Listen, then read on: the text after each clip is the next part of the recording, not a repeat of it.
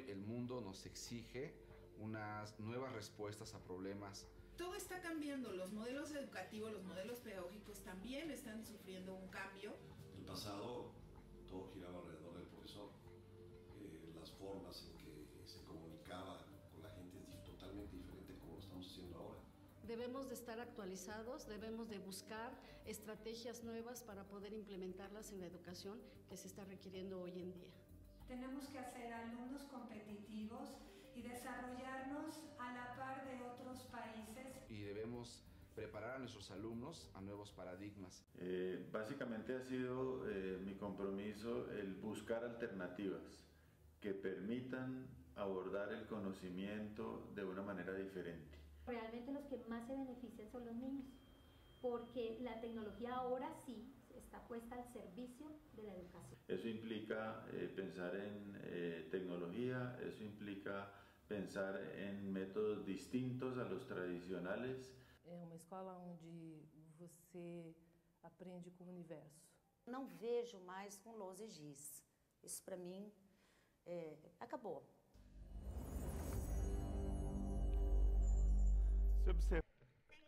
Muito obrigada, Léo, Donato também.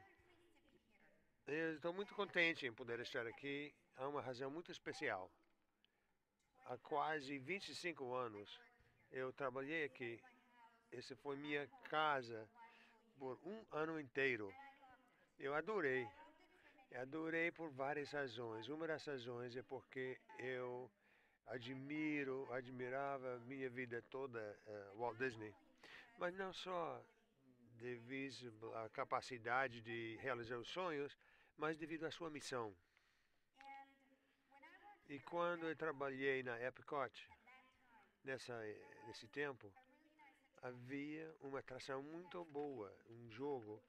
Você entrava no jogo e ele mostrava como ele tinha visualizado o futuro e como ele pensava que o futuro seria.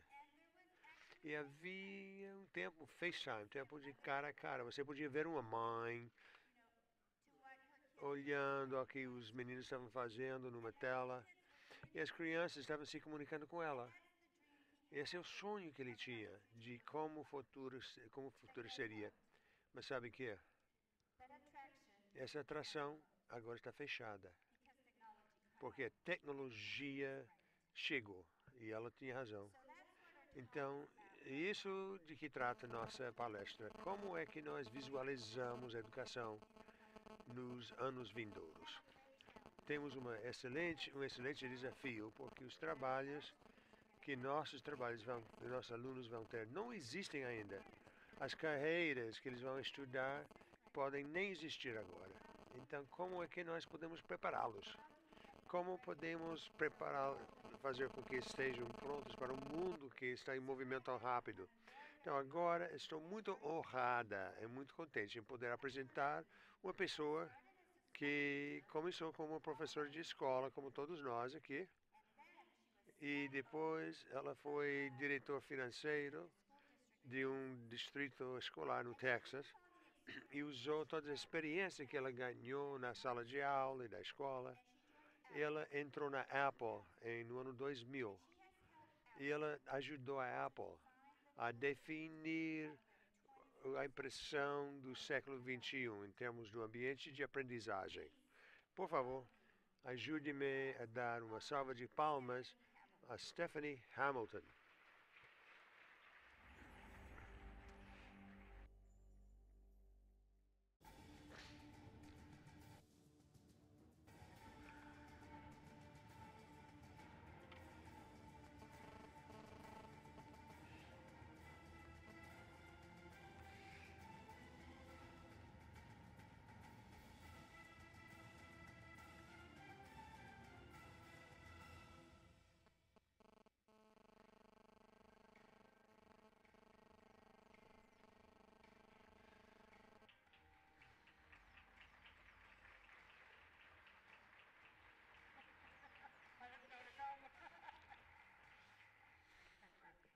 Obrigada. Muito obrigada. Estou bem-vindo aqui, né? Eu acho que são que falam mais alto. Está muito alto o som. Não, não é demais, ok. Parece muito alto para mim. Então, muito obrigada por ter me permitido vir falar com vocês hoje. Como Mimi falava tão gentilmente, eu me considero, primeiro, educadora que trabalha na Apple. Então, eu tenho muitas oportunidades de viajar no mundo para saber o que está funcionando, o que não está funcionando nas escolas do mundo, porque esse é meu trabalho agora. Mas estou aqui para falar do gerenciamento da inovação. Uma das coisas que quero falar é por que temos que inovar. Eu não sei se vocês já conheceram essa citação, mas veio do manifesto da Apple que chama Os Loucos. Mas está falando nas pessoas que são malucas para pensar no futuro. São justamente as pessoas que vão fazer com que aconteça. Acho que hoje de manhã vocês já tiveram alguém falando da mesma coisa. Como você pode ter a coragem, não só para visualizar o futuro, mas para realizá-lo. Então, uma parte do que é como você entende que o mundo está mudando. Alguém conhece essa obra de Tony Wagner que chama Closing the Achievement Gap? Está disponível em várias línguas, mas ele é professor da Harvard. Ele fala das aptidões necessárias para sobreviver no século XXI. E ao olhar, a primeira aptidão é pensamento crítico e resolução de problemas. Nossa educação, o sistema não foi projetado para isso. Foi projetado para fazer com que os alunos pensassem em como cumprir, seguir ordens, como chegar no trabalho na hora, na escola na hora. E o pensamento crítico e resolução de problemas eram para as elites. Segundo, colaboração através das redes e como você vai tomar conta disso, como você pode liderar por influência. Como gerentes das suas escolas, a coisa mais importante que vocês podem fazer é liderar por influência, ajudar as crianças a fazer a mesma coisa. Agilidade e adaptabilidade. A previsão de que um dos impulsores da mudança é que todos nós vamos viver mais. E porque vamos viver mais longo, teremos que ter carreiras múltiplas. Então, a capacidade de mais valor, resiliência. Como é que eu posso ser adaptável e mudar, ser agente de mudança, porque eu vou ter que mudar. No passado, educávamos as crianças para o mundo de hoje sem prepará-los para o fato de que seu mundo seria diferente. Iniciativa e empresariedade. Nós tomamos o risco, tiramos o risco da aprendizagem, ensinamos aos alunos o que fazer, como fazer, quanto tempo, quando ficar em pé, quando sentar, como vão ser empresários, como vão inventar o futuro, se focalizarmos nisso. A próxima coisa que é feita é comunicação eficaz, oral e escrita. Eu acho que estamos bem nisso na escola hoje. Então, isso não requer muito pensamento, mas a próxima, sim, acessando e analisando informações, dados. Existe a previsão de que até o ano 2020 haverá 35 zettabytes de informação na internet. Agora, se você sabe que o zettabyte, levante a mão. Não? Eu sou uma pessoa de TI, daí uma pessoa levantou a mão lá. Eu sou uma pessoa de TI, eu não sabia o que era um zettabyte. Mas eu sou um velho inglês, professor de inglês, sabia que começava com Z, tem que ser grande. 1 bilhão de terabits. Então, 36 bilhões de terabytes de informação na internet até o ano 2020. Daqui a 7 anos só. E como nós estamos arcando com essas informações? A próxima aptidão que tem que ter curiosidade e imaginação. E isso que é necessário para todos os aprendizes. Existe um livrinho como criar um sistema educativo do século XXI. Diz que nós temos que sair de professores mestres até aprendizes mestres. Todos nós aqui no salão temos que trabalhar para desenvolver a nossa curiosidade, nossa imaginação. Essas são as aptidões do mundo em mudança. Temos que ter essas aptidões, tem que ter. Outra coisa que é útil, outro livro que foi elaborado para o Instituto do Futuro, e nesse livro dizem que essas são as 10 aptidões vitais para sobrevivência no ano 2020. São alunos que já estão no 5º ano agora. Eles têm que ter essas aptidões. Então, se eu fosse ver os websites, os sites, das suas escolas, eu veria esse tipo de aptidão que vocês estão preparando os alunos para poder fazer. Vamos ver, número 1, fazer sentido. É muito baseado nesse 35 zettabytes de informação. Meu trabalho não é saber tudo já como professora, meu trabalho é poder ajudar a fazer sentido disso para meus alunos. As outras coisas que eu acho muito importantes para os educadores é transdisciplinário. Uma das coisas que eu vejo no trabalho internacional é que eles focalizam muito na resolução de problemas, não só na matemática ou nos estudos sociais, mas como você vai usar a aptidão para aprender a base de desafios para que os alunos estejam usando todas as suas capacidades. Outra coisa que temos que dar muita atenção é gerenciamento da carga cognitiva, ou seja, quanta informação nós podemos absorver em qualquer momento dado. É muito importante para as escolas, porque eles têm que dar um ritmo às lições com 35 zettabytes de informação. Gerenciar essa carga de informação é extremamente importante. É um livro aí que chama As 12 Regras do Cérebro, para descobrir como é que você pode ajustar as coisas, como vocês aprendem andaimes nessa idade de impossíveis quantidades de informação. Então, quais são as expectativas dos aprendizes? Outra mudança que está nos obrigando a mudar. Quando eu vejo essa foto, eu penso no fato de quando eu entro em YouTube, eu posso ver crianças de 18 meses usando um iPad e não precisa de nenhuma instrução. O que você vai fazer com esses alunos chegarem na escola? Como você vai se ajustar? Então, a tecnologia está mudando, os aprendizes, as expectativas dos aprendizes, do que você vai dar para eles, o que você vai fazer para eles. Também tudo mudou. Então, eu vou compartilhar com vocês um vídeo que chamamos Meet the Learners, Conheça os Aprendizes. É uma combinação de alguns vídeos que tiramos de aprendizes no mundo.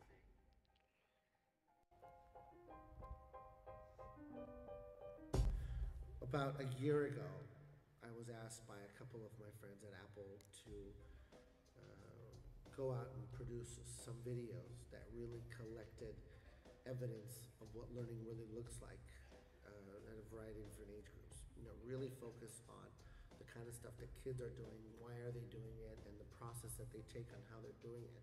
And as a filmmaker, Bom, pediram para a gente não traduzir os vídeos, então não estou fazendo. Like those particular stories, and so that was sort of the birthplace of these movies. Is to we really wanted to look at what learning looked like from kids from 4th grade all the way to post-secondary and medical school. Hello? Aaron, this is Mrs. Garcia. I'm having a really tough time with Iowa right now. Okay, take a deep breath. I'm going to walk you through this. This is the story of how a few kids who've been best friends since kindergarten took the traditional story of becoming successful by going to high school, going to college, and getting a job, and sped it up. And I mean really sped it up. I decided to take upon myself and make the product available for my community because I wasn't willing to wait to study in college. You know, learning doesn't really have to start and end at school. You know, you can take it to your house or learn on your own. I got tired of waiting to learn. I didn't see a purpose in wasting time doing things that could have been done faster. Technology has helped Cooktown with our Meat through our website, social networking, video editing, and then we put it online for everybody to see.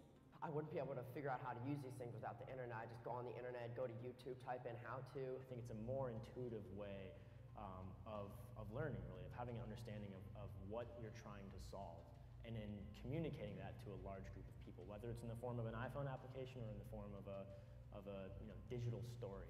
Nowadays, I'm checking my email 4 or 5 times, going on Twitter, posting on my WordPress, during class, and it's like, it's a non-stop business now. This technology allows us to not only save the time, it allows us to change people's lives. It allows us to provide better care. In medicine, there's no excuse. People expect you to do a good job at that, to use all the resources you have available to make their life. Tudo que você tem disponível para ajudar a vida. Na educação, não deve haver nenhuma desculpa. Devemos estar usando todos os recursos que temos disponíveis para fazer o melhor trabalho possível. Aprenda, crie, compartilhe. Desculpe, gente, só falando agora para a gente fazer a interpretação do vídeo. Obrigado. Então, dado que o mundo agora está diferente, está mudando, a expectativa do aprendiz são outros. Isso é a chave da conferência. A inovação é precisa. Como nós vamos fazer isso? Manter-nos iguais, a mesma coisa não é aceitável. Vocês ouviram dos alunos. Então, que tipo de inovação é precisa? Eu acho que a inovação na pedagogia, muitos dizem, como vamos treinar esses professores todos na tecnologia? Não é tecnologia, é realmente sobre aprendizagem, sobre pedagogia. Passamos muito tempo treinando professores em como usar a tecnologia, nunca focalizar em no que quer dizer para a aprendizagem. Mudança da pedagogia, as inovações que estou vendo vêm de dois modelos específicos. Um chama TPAC, que vocês podem até conhecer, é a confluência da tecnologia, pedagogia, conteúdo, onde eram esferas separadas no passado. Como podemos uni-las para ter o poder das três? Outra é trabalho Ruben Puentedura, que produziu SAMR, substituição, aumentação, modificação e redefinição. Ele falou que assim é a maneira de implementar as tecnologias na escola. Então, vou ver o que nós pensamos ao pensar no modelo TPAC. Como você pode unir essas três coisas? Nos anos 90, a tecnologia na escola era o desktop. O PC, a maneira de entregar conteúdo era através do livro de texto. E o modelo de entrega era a professora na frente da aula entregando aos alunos todos de vez. Então, nos anos 2000, passamos ao laptop. Devemos desconectar a aprendizagem, mas a maneira de entregar conteúdo é através do CD, o que mudou na sala de aula muito pouco. Ainda a professora dirige. Agora temos outro modelo bem diferente com a tecnologia móvel. Temos novas maneiras de entregar o conteúdo e pensamos que podemos, afinal, chegar ao potencial de aprendizagem personalizada. Sempre aprendemos na teoria de aprendizagem que devemos personalizar a aprendizagem, mas tem sido impossível agora devido à tecnologia móvel. É inevitável. O que nós fizemos na Apple foi criar as melhores ferramentas para ajudar os melhores desenvolvedores, como Uno Internacional, a criar conteúdo digital. Criamos iBooks Author, iTunes U, e principalmente a maneira de entregar do conteúdo acadêmico. O modelo SAMR, começamos com a substituição, o que Puentedura descobriu que quase sempre quando usamos a tecnologia usamos para fazer exatamente o que fazíamos no passado. Às vezes encontramos que a tecnologia faz melhor. Ele chama o realçar a aprendizagem. Mas o que acontece com realçar as aprendizagens? Muitos professores acham que é bonitinho, mas não é necessário. Então, provavelmente dizem para você, eu tenho muito para fazer, não tenho tempo para a tecnologia.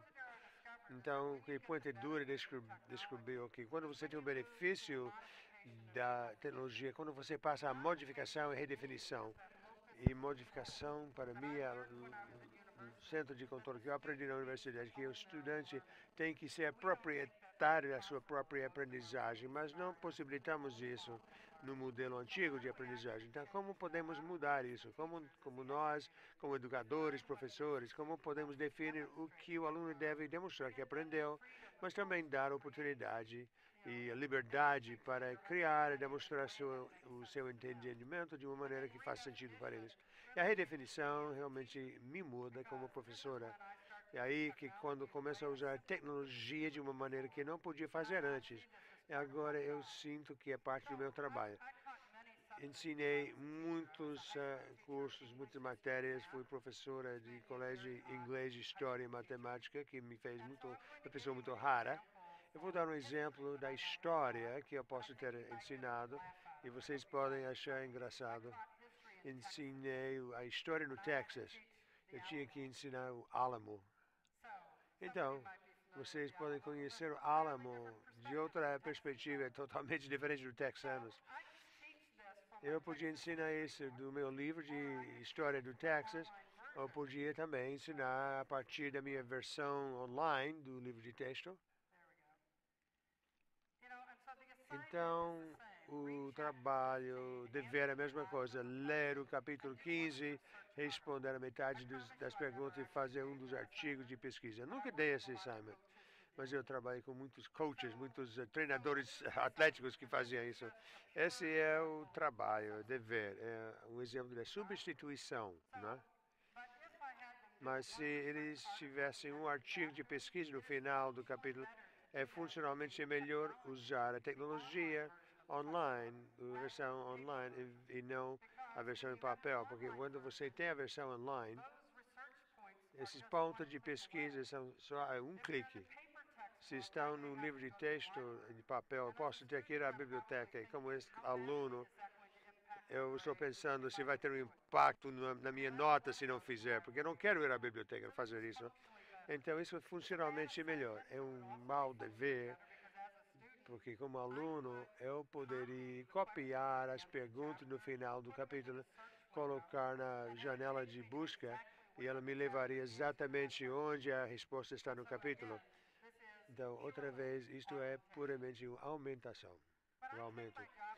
Mas eu levo meu trabalho como uma professora de história muito a sério. Então, não é uma maneira muito eficaz de ensinar história. Então, eu entrei na web e descobri que o sistema de transmissão pública teve uma série que chama a Experiência Americana, com um capítulo chamado O Alamo. Então, eu podia levar meus alunos a esse site, use um desses recursos, então faz um relatório para a aula. Uma situação de ganho para os alunos, podia escolher seu tópico. Também é bom porque os recursos da PBS provavelmente são melhores do que o que tenho na sala de aula, serão melhores vídeos. E a outra coisa é que vai me mudar como professora, porque meus alunos já estão encontrando através de inquéritos toda a informação que eu teria ensinado. Então, me faz levantar o meu ensino a um nível muito mais alto.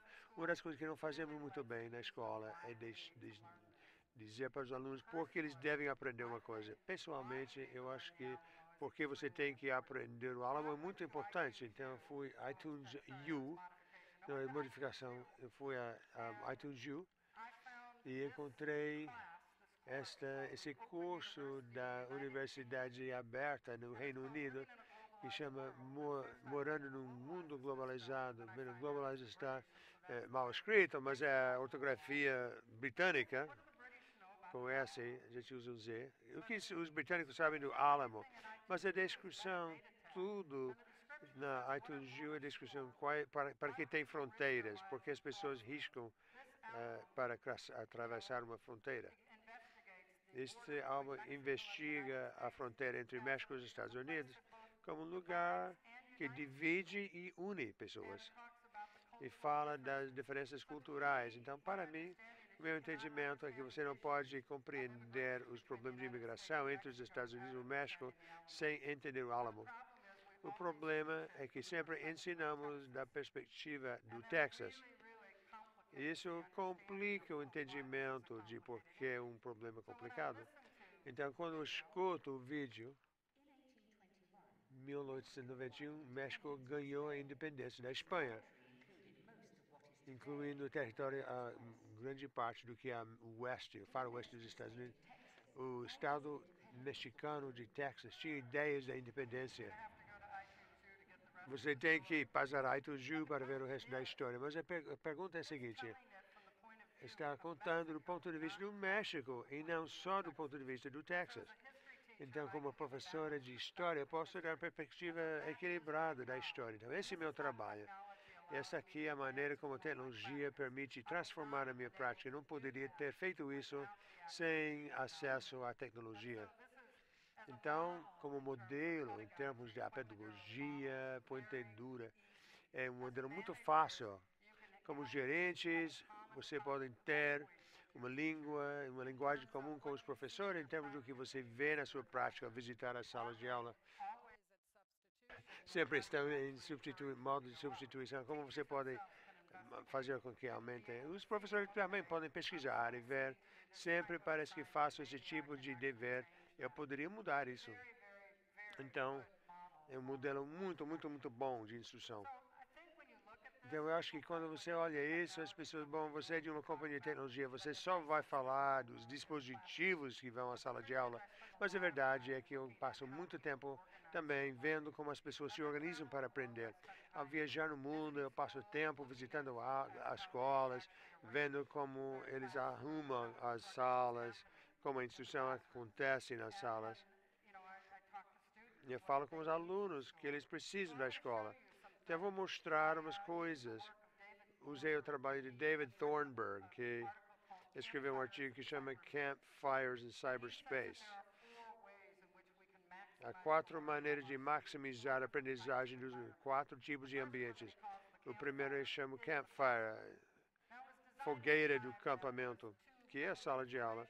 Havia um tempo que tinha pouca informação, você tinha que disseminar tudo que você tinha, porque se fôssemos hoje fazer uma caça, se eu morresse, você não quer que a informação morra comigo, já não é o modelo atual, porque temos muita informação, mas continua sendo o modelo mais forte que temos. Também usou a informação, a pesquisa de 1998 do cérebro, dizendo que nosso cérebro é exclusivamente social, que exige colaboração para fazer sentido.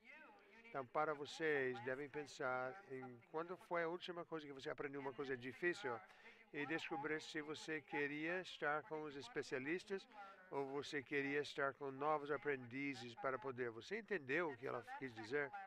Então, essa colaboração, ele chama o buraco de água para encontrar significado com os colegas.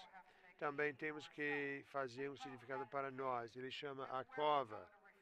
É onde nós vamos para refletir. Eu acho que não fazemos muito bem em fazer com que os alunos reflitam sobre o que aprendem. O que aprendi, sei, o que acho que sei. Então ele chama uma cova, um lugar onde eu posso ter silêncio e trabalhar na minha própria cabeça. Onde eu tenho outra opinião que Thornburg diz que você sai e você aprende o que aprendeu, você usa o que aprendeu.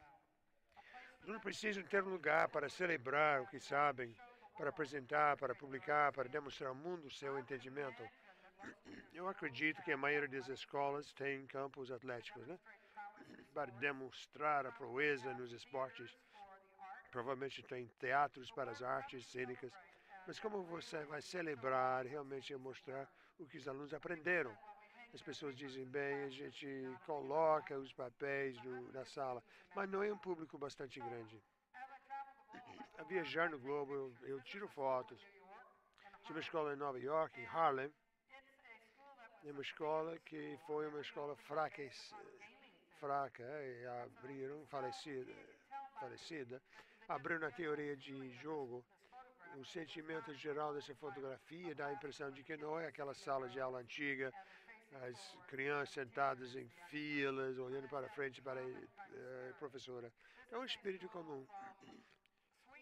Se uma escola na Suécia, eles querem que todo mundo seja parte da comunidade de aprendizagem, então eles não querem uma sala onde o professor possa fechar a porta e fazer o que quer atrás da porta fechada.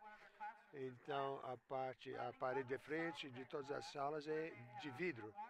E aí atrás tem seu buraco de água. O aluno pode trabalhar colaborativamente, a professora vê ainda. Então trabalha muito bem em termos da colaboração e para incentivar a colaboração. Então, essa é uma escola em Melbourne, Austrália. É uma escola que tive que abrir como estúdio. Não tem campfire. Eles têm grandes aulas com móveis que podem ser flexíveis e podem ser mudados e os estudantes se organizam para aprender. Esse é o diretor que estava aí para explicar porque eu estava tirando foto deles. É o watering hole, o buraco d'água. Eles não têm que ser uma coisa complexa. Eu não vou construir, eu não vou criar um novo prédio. Não é fazer uma nova escola, mas como usar o espaço que você já tem. Essa escola em Harlem, os estudantes estão todos juntos para trabalhar e colaborar juntos. Mas essa escola na Hong Kong, Eles construíram isso especialmente para que seja como um watering hole. Eles colocaram cadeiras, tem mesas, tudo uma área com luz natural, porque é muito importante para os alunos, para ter esse tipo de ambiente. Você quer que os estudantes queiram trabalhar colaborativamente, mas entenda que alguém está tirando uma foto deles. Isso quer dizer que aí você não vá para se esconder. É muito importante entender que a cultura da escola tem que ditar a responsabilidade dos estudantes, tem responsabilidade quando eles estão trabalhando nesses espaços e que eles podem ser monitorados. E essa outra escola em Suécia, da outra parte da parede de vidro, os estudantes gostam de sentar assim para trabalhar juntos. Como vocês podem ver, tem um estado e os estudantes podem apresentar o trabalho para também ser parte do montanha. Tem um projetor e tem uma grande tela para os estudantes apresentar os projetos. Hoje eu não colocaria um projetor vídeo e uma grande tela, eu colocaria um grande televisor, porque é muito menos custoso, e uma televisão Apple, porque com isso os estudantes podem dizer, mostra o que você está fazendo, e automaticamente o estudante vai passar para a grande tela. Como pessoal de tecnologia, tenho esse sentido de responsabilidade para que os estudantes estejam trabalhando, porque eles sabem que o trabalho pode ser mostrado em qualquer momento na tela. E ao cabo, essa é uma escola em Nebraska que não tinha espaço para fazer uma cova, então tinha um programa de laptop e cada um dos estudantes tinha fones de ouvido para criar esse espaço particular. Isso em Suécia. Eles foram na loja IKEA e compraram essas telas para criar esses cubículos onde os estudantes podem trabalhar independentemente e criar covas.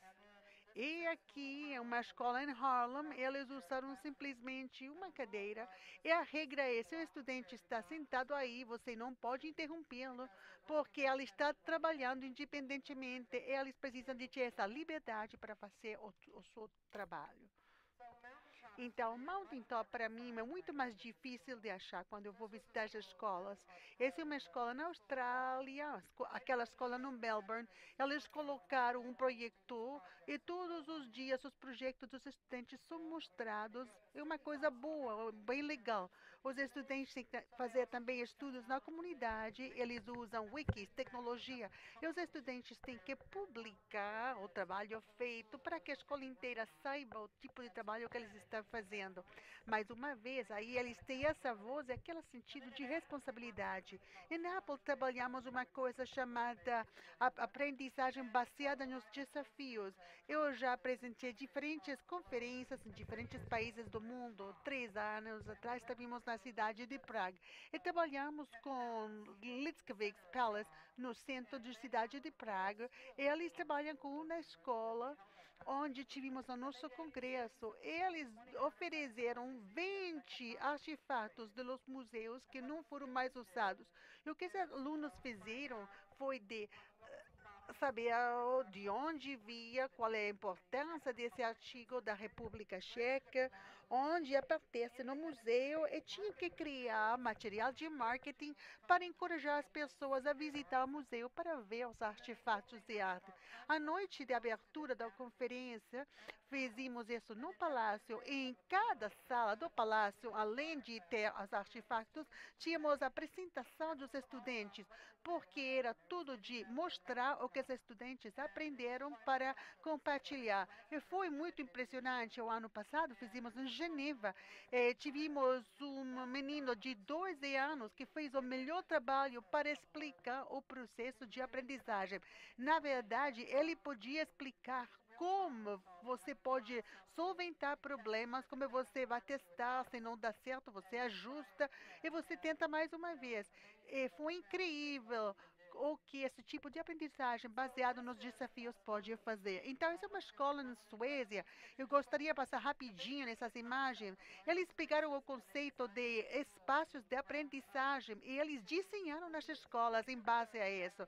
Mas eles pegaram na escola e pessoalizaram. Então, não tinham 4 coisas, eles tinham 5 coisas. esse chamado laboratório. O que eu achei impressionante da escola é que está posteada na parede de frente da escola.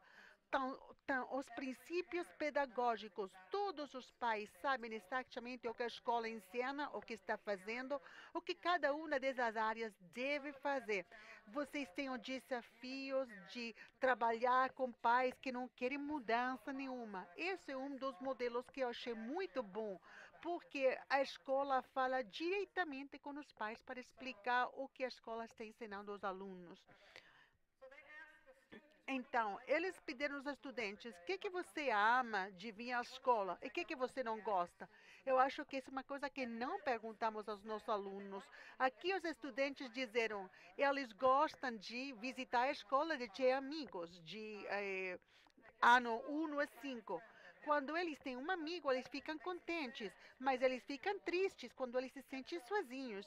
Mas a escola construiu um buraco de água nas duas entradas da escola, para que os meninos comecem a escola no melhor ambiente possível, porque eles têm um ambiente onde podem compartilhar e colaborar com os amigos.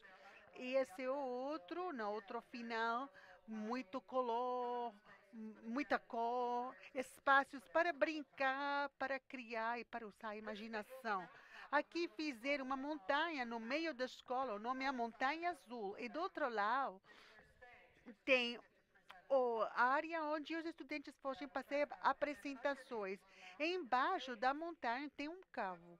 Mas o cavo também torna-se uma montanha, porque eles colocam, depois de fazer um trabalho, de cena, o que seja, eles podem convidar outros e podem compartilhar o trabalho feito com um grupo.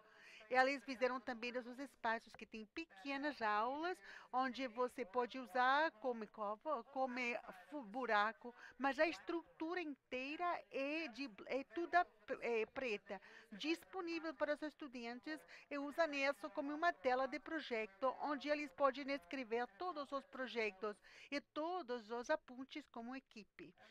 E eles asseguram de acomodar os estudantes que gostam de sentar no sol, mas Suécia é muito frio, então desenharam esses móveis para que os estudantes tenham suporte e seja muito cômodo, mas um lugar onde os estudantes podem estudar. Os estudantes adoram.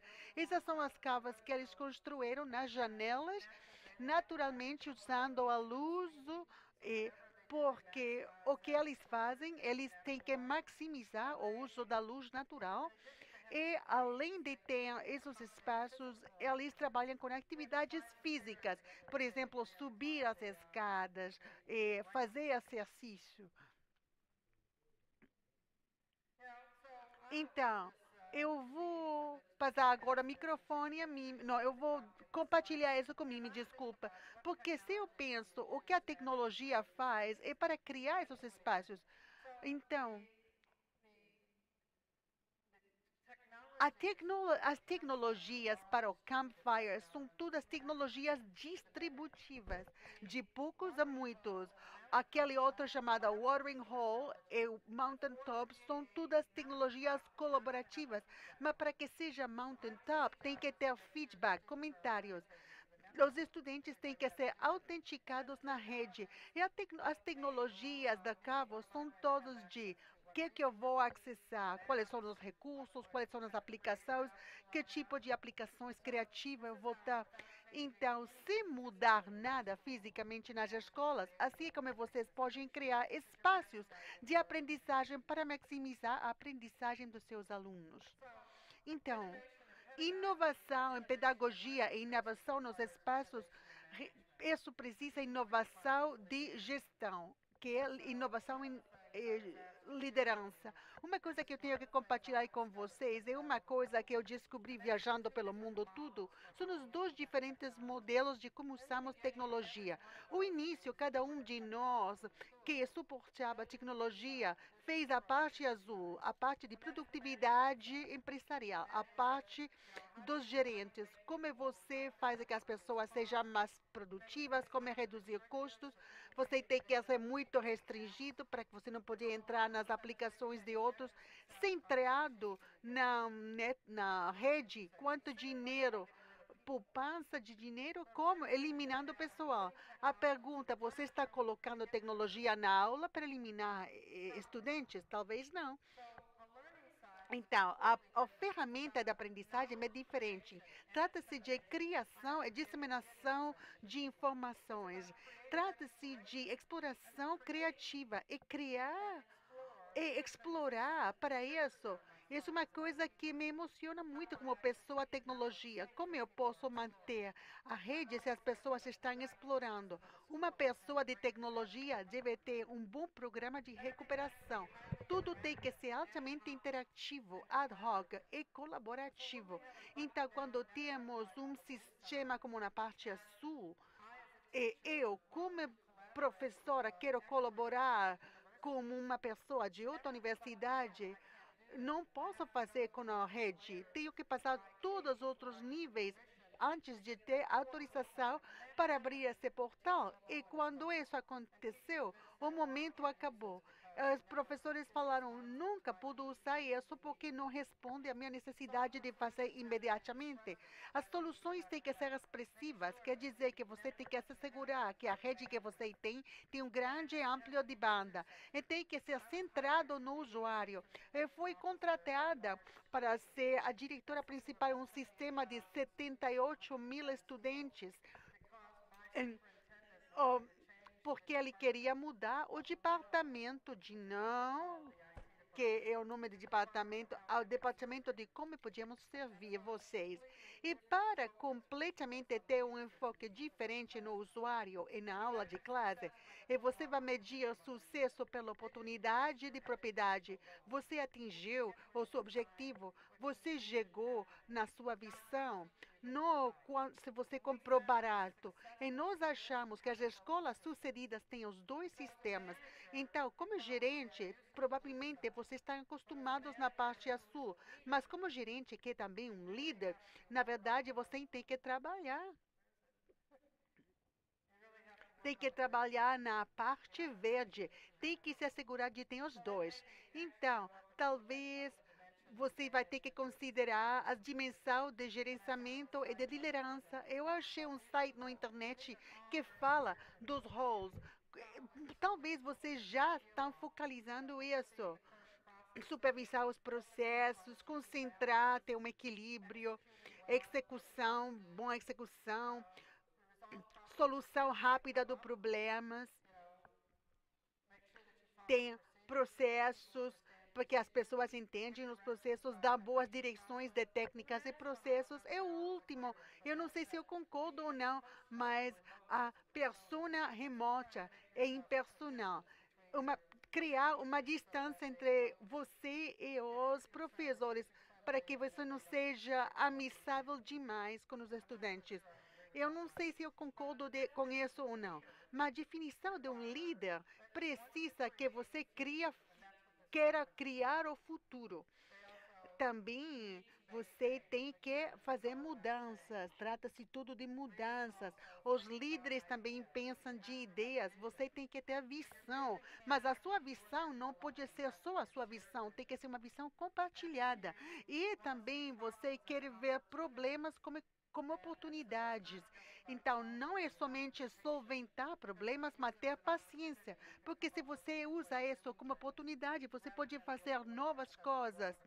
E vamos tentar de mudar. E você vai focalizar mais a substância, não tanto o procedimento. E aí você pode ver uma coisa e dizer, isso é uma coisa velha, mas talvez agora é hora de mudar isso. E talvez vai nos permitir de ver essas mudanças. E depois eles dizem que a liderança, você deve imitar o melhor professor universitário. E como eles te ajudaram a aprender e a fazer coisas. E a coisa final Eu acho que, mais uma vez, é uma coisa que eu vejo em todos os materiais da UNO International, é alta inteligência emocional. Como você trabalha bem com pessoas. Se você se lembra dessas 10 destrezas vitais para ser sucedido no ano 2020, uma dessas era inteligência social. Como você sabe, e como gerentes, talvez vocês sabem que às vezes as destrezas pessoais são muito mais importantes de qualquer conhecimento que você tenha. As destrezas sociais vão afetar mudanças e sua habilidade de fazer isso. Então, eu queria somente fechar com esse vídeo particular. É hora de uma conversa sobre aprendizagem, uma conversa onde as ideias inovativas sejam compartilhadas, baseado em ideias inovativas e crescimento. Ser mais de falar e falar e falar. Uma conversa que vá além disso, com uma boa educação, trabalhando com as coisas que são possíveis. Nós sabemos que vocês são as pessoas que entendem a aprendizagem melhor. Você sabe como é a aprendizagem, a descoberta, as pesquisas, a colaboração. E você sabe que é pessoal para cada estudante. A nossa tecnologia tem um rolo nesse tipo de aprendizagem. Estamos vendo isso todos os dias, nas aulas de classe no mundo inteiro. Os estudantes estão gostando de ler, aumentaram a frequência de leitura, melhorando matemáticas 40%. Os estudantes estão gostando da leitura, melhorando matemáticas, estão vendo a escola todos os dias muito contentes, estão lembrando do que eles aprendem, continuando com educação, com emprego ou treinamento, e sucedendo. Agora, esse é um grande compromisso. Hoje, professores nos dizem que assim os estudantes querem aprender, ensinando as maneiras como os professores querem ensinar. Achamos que isso é uma coisa maravilhosa, poderosa, um momento crítico para começar a aprender primeiro. Essa é porque nós pensamos que é hora para ter uma nova conversa acerca de aprendizagem. Nós queremos conversar com vocês a partir de hoje. Apple. Muito obrigada. Muito obrigada, Stephanie. Eu acho que aqui todos estamos muito contentes hoje de saber que temos grandes educadores dentro de Apple e que eles estão nos ajudando para fazer realidade esse sonho. Muito obrigada, de uma professora a outra professora. Obrigada. Talvez a primeira...